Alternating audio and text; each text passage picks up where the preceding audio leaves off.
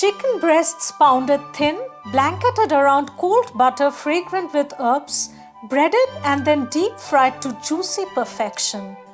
Today, we recreate an iconic dish whose origin is shrouded in controversy, chicken a la Kiev. It is a matter of great debate where in Europe the dish was created, but it was once very popular in metropolitan cities of India as Continental Cuisine in the 70s. Let's get gobbledecooking. Now I have a chicken breast here and we are going to butterfly the chicken breast, and what that means is that we are just going to cut through the chicken breast and then open it out like the wings of a butterfly. I have placed the chicken breast rough side down on a board. I'm using a plastic board here because it is easier to disinfect than a wooden board. The chicken breast has a thick end and a thin end. I will be cutting right across the chicken breast starting at the thick end. I'll place my palm flat on the chicken, press down gently to hold it in place, and then slide my knife right through. You can open it out to check the progress. I think I need a couple of slices more, and when I open it out, it looks like the wings of a butterfly. Do not cut all the way through. I left about ½ inches of a margin. Put the chicken breast on a cling wrap. Placing another cling wrap on top, firmly pound the breasts to flatten them. Be gentle so as not to tear holes in the chicken. We are looking to get about ¼ inch thickness here, or maybe even less. Next, we will prepare a quick marinade for the chicken. Take 4 tablespoons of olive oil or extra virgin olive oil. Add to it juice of ½ a lime, 3 teaspoons of mustard paste, garlic paste made from 3 cloves of garlic, a tablespoon each of chopped rosemary and tarragon or any other herbs of your choice, ½ a teaspoon of crushed black pepper, and salt to taste. Give everything a good mix and the marinade is done.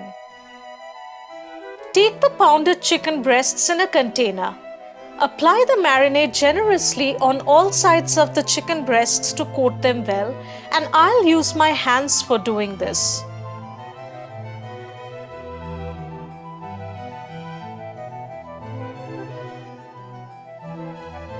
Cover the container with a lid or cling wrap and let rest in the fridge for at least 30 minutes. Now we'll prepare a fragrant garlic herb butter that will go inside the chicken. Take 3 cloves of garlic in a mortar pestle. Add about 2 tablespoons of chopped parsley, 2 tablespoons of chopped rosemary. Be careful to remove the stem. Add a tablespoon of chopped tarragon. You can use any herbs of your choice instead, such as thyme or dill. Add a bit of salt to taste and pound everything into a paste. Now add this to 6 tablespoons of unsalted butter softened at room temperature. Mix well. Divide the butter into 2 equal portions. Wet in your hands with water. Take 1 portion of butter and shape it like a sausage. Place on a cling wrap and roll it tightly like this. Twist out the edges so it looks like a toffee. Do the same with the remaining portion of butter. Place it on a plate and let rest in the fridge for at least 15 to 20 minutes so the butter can become firm. Spread out a chicken breast on a cling wrap with the narrow side towards you. Place the butter towards the narrow edge. Roll the chicken over the butter, gathering it over the edges. It's okay if it doesn't seem to hold together. We'll use the cling wrap to tightly pack the chicken and hold it in place. Twist over the edges tightly so the chicken forms a tight bun like this. Repeat with the other breast. We'll place these in the fridge for 30 minutes to let them firm up. Set up a classic 3-station breading system. The first station has a cup of flour mixed with ½ a cup of corn flour and seasoned with salt and pepper. The second station has 4 beaten eggs seasoned with salt. The third station has 2 cups of panko or Japanese breadcrumbs. Lesson 1. Make sure your breading station containers are big enough. Otherwise, you will end up making a mess like I did. Oops. Take the first chicken breast out of the cling wrap and roll it in the flour to coat well. You should do this with one hand only so you can use the other hand for the wet egg wash. All the more reason to take big containers. Dip the chicken in the egg wash and coat well. Finally, coat the chicken with panko. Dip the chicken back in the egg wash and then once again in the panko to ensure a crisper finish.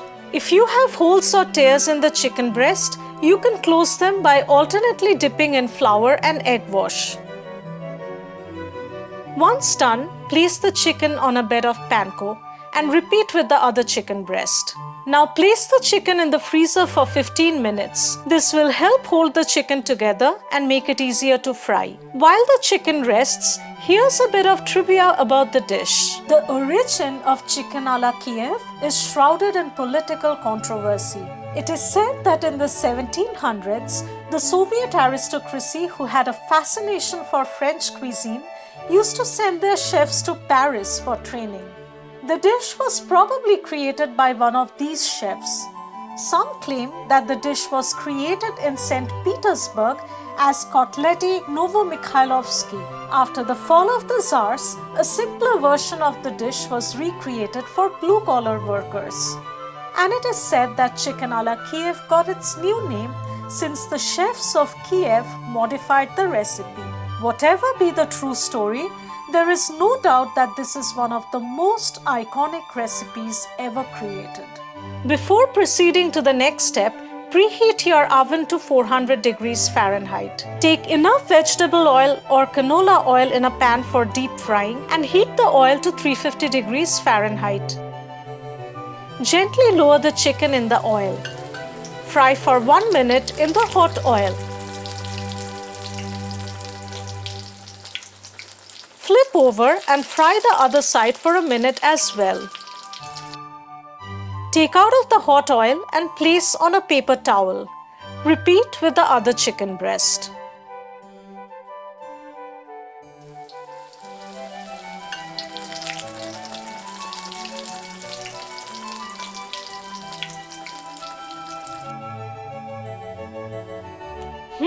I wonder what these remind me of. Finally, we'll finish these off in the oven. I'm placing the chicken on a wire rack. Now bake these in the preheated oven for about 10 to 15 minutes.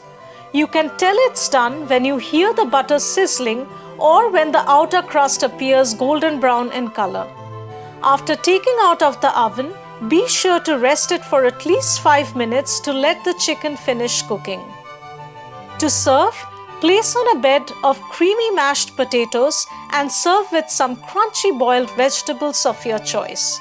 Cut into the chicken and watch that beautiful molten gold come gushing forth. Have a bite of chicken with the potatoes and vegetables and get a taste of culinary bliss.